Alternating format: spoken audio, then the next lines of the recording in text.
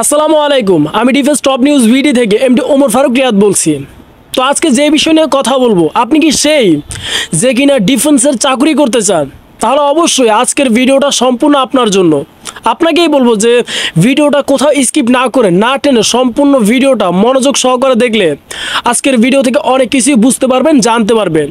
আমরা সবাই জানি যে বাংলাদেশের একটি গৌরবময় পেশা, জনগণের আস্থা বিশ্বাসের জায়গা বাংলাদেশ সেনাবাহিনী। তো এই পেশায় বা বাংলাদেশের একজন গর্বিত সৈনিক বা সদস্য হওয়ার জন্য অনেক ছেলে মেয়ে আছে যারা কিনা অধীর আগ্রহে অপেক্ষা করছে নতুন সার্কুলার প্রকাশের জন্য বা কবে সার্কুলার আসবে সেটার জন্য। তো আজকে এই ভিডিওতে আমি কিছু ট্রিক্স আপনাদের সঙ্গে শেয়ার করব, যার মাধ্যমে আপনার সেই কাঙ্ক্ষিত লক্ষ্য পূরণের জন্য অনেক বেশি সাহায্য করতে পারে কিংবা অনেক বেশি সহজ হয়ে যাবে। তো কথা না বাড়িয়ে ভিডিওটি শুরু করা যাক।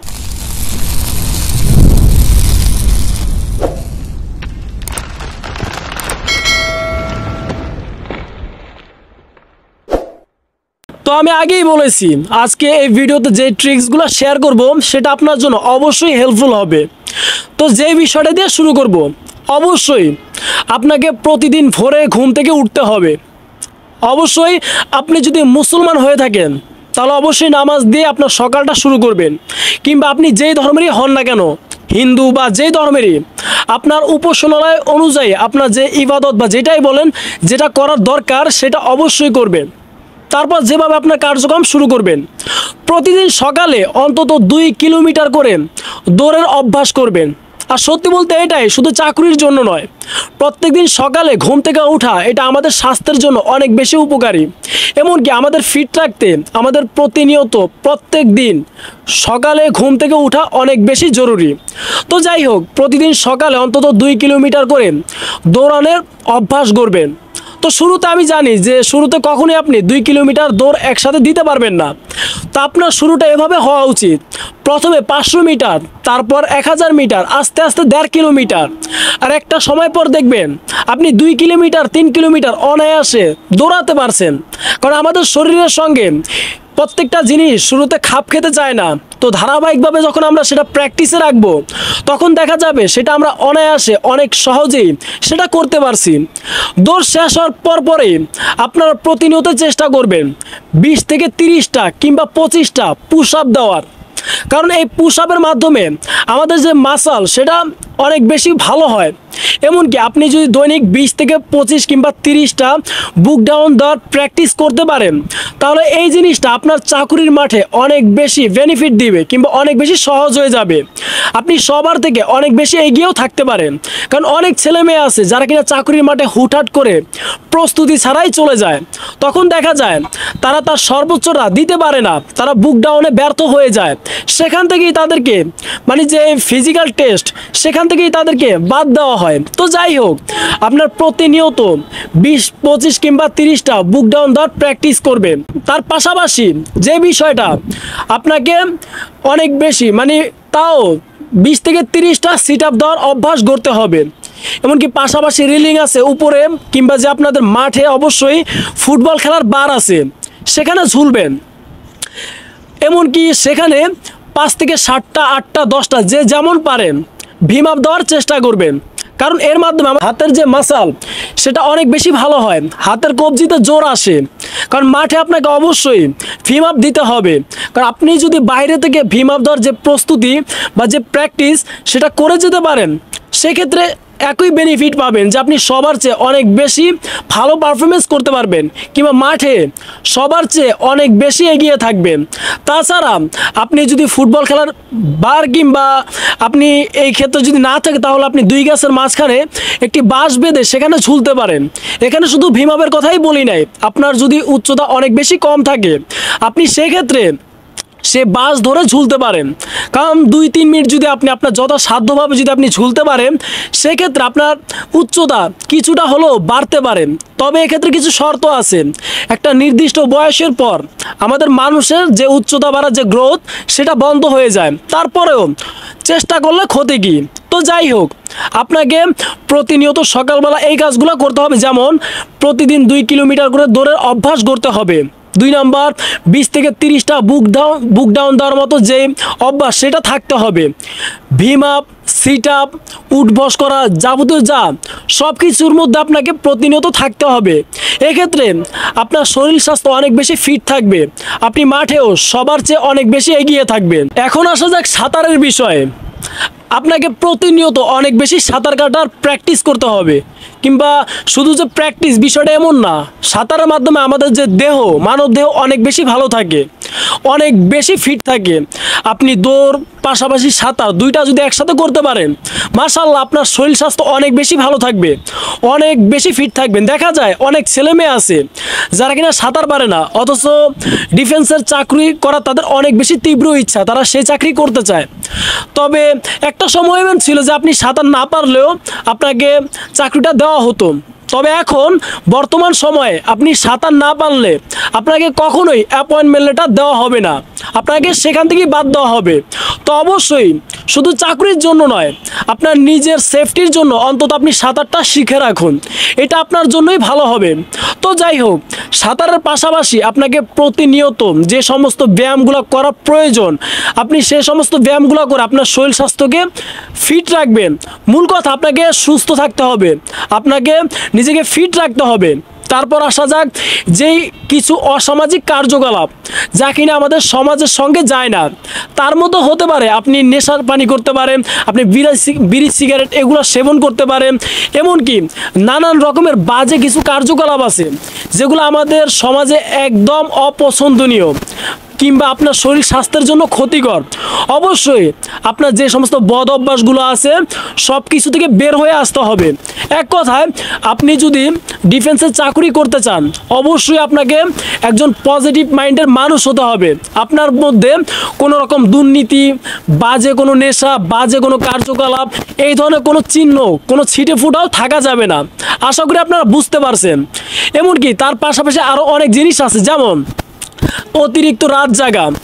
এখন অনেকে নানান কারণে রাত জাগতে পারে, তবে অহেতুক যে রাত জাগার যে বিষয়গুলা, আপনার কোনো কাজ কাম নাই, অহেতুক আপনি একটা ফোন হাতে নিয়ে বা যে কোনো কিছু করতে পারতেছেন, কিংবা আপনি রাত যে সময়টা আপনার ঘুমের প্রয়োজন ছিল আপনি সেই সময়টাতে ফোন টিপে আপনার রাতটা নষ্ট করতেছেন, আর আপনি দিনে এক্সারসাইজ করার কথা ছিল আপনি সেই সময়টাতে ঘুমাইতেছেন। একটা কথা মনে রাখবেন, আপনি রাইতে যদি না ঘুমায়া সারাদিনও ঘুমান, আপনার রাতের যে ঘুমের ঘাটতিটা আপনি সারাদিন ঘুমায়াও সেটা পূরণ করতে পারবেন না।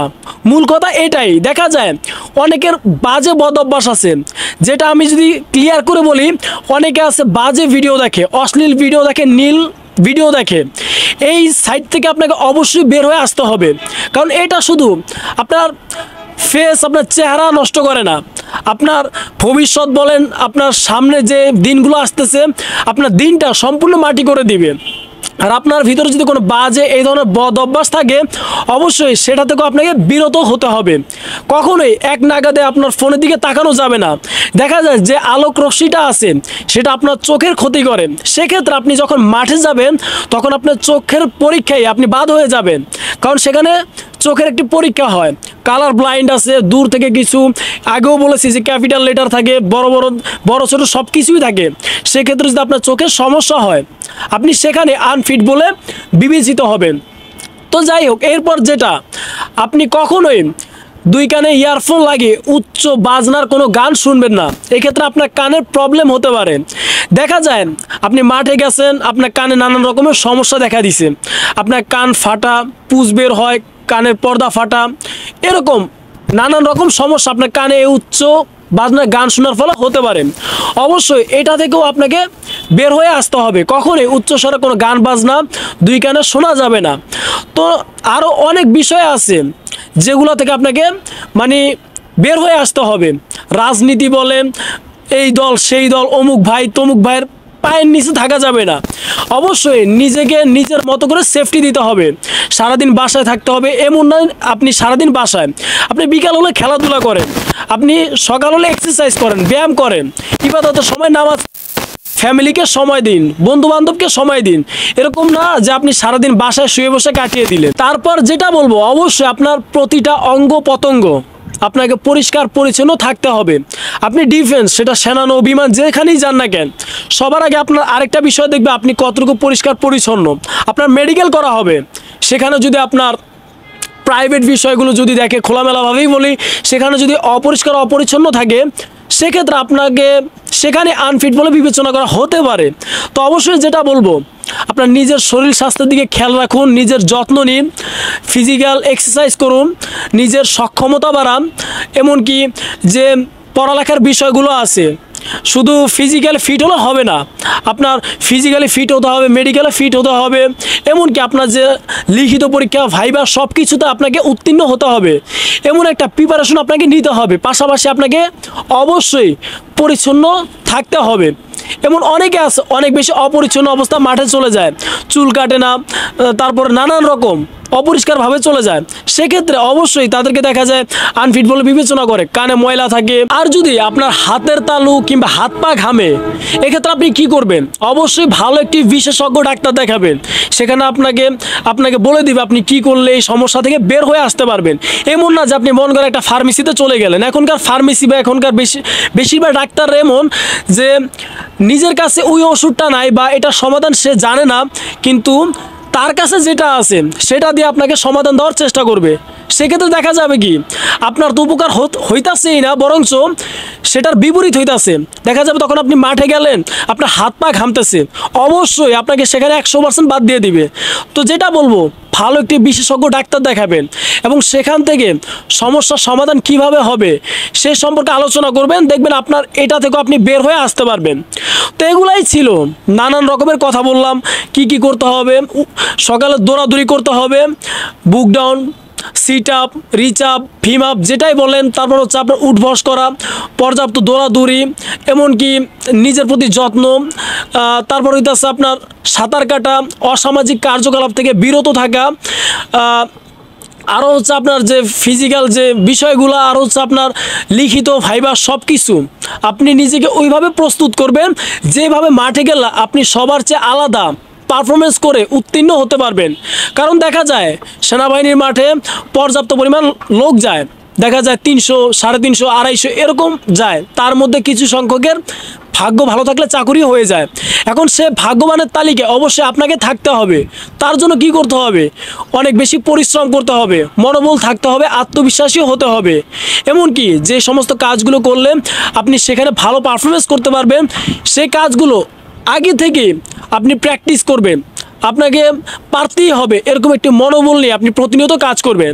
সেনাবাহিনীর চাকরি করতে হলে অবশ্যই 3টা জিনিস আপনাকে মাথায় রাখতে হবে। 1 নাম্বার, অবশ্যই পজিটিভ মাইন্ডের মানুষ হতে হবে। 2 নাম্বার, আপনার ফিজিক্যাল যে ফিটনেস অনেক বেশি ভালো হতে হবে।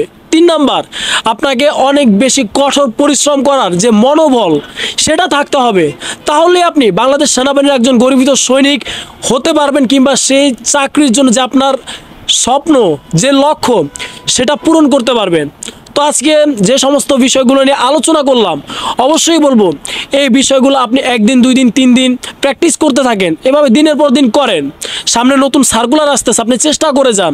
কপাল ভালো থাকলে, আল্লাহ সহায় হলে অবশ্যই আপনার লক্ষ্য আপনি পূরণ করতে পারবেন। তবে যেটা বললাম, অবশ্যই আপনাকে পরিশ্রম করতে হবে, আল্লাহর কাছে চাইতে হইব, পাশাপাশি আপনার যে প্রস্তুতিগুলা সেগুলো নিতে হবে। তাহলে দেখবেন আপনি অবশ্যই সফল হবেন। তো ডিফেন্সের চাকরি নিয়ে কিংবা যদি কারো কোনো রকম সমস্যা থাকে, যদি সে বিষয়ে আপনারা জানতে চান, অবশ্যই সেটি কমেন্ট করে জানাতে পারেন। আমি আমার সাধ্য মতো কোনো রকম ভুল নিউজ ছাড়া একদম সত্য যে বিষয়গুলো আপনার যেটাতে উপকার হবে, অবশ্যই সেটি শেয়ার করার চেষ্টা করব। অবশ্যই আপনারা কমেন্ট করে আপনার যে সমস্যাগুলো সেগুলো জানাতে পারেন।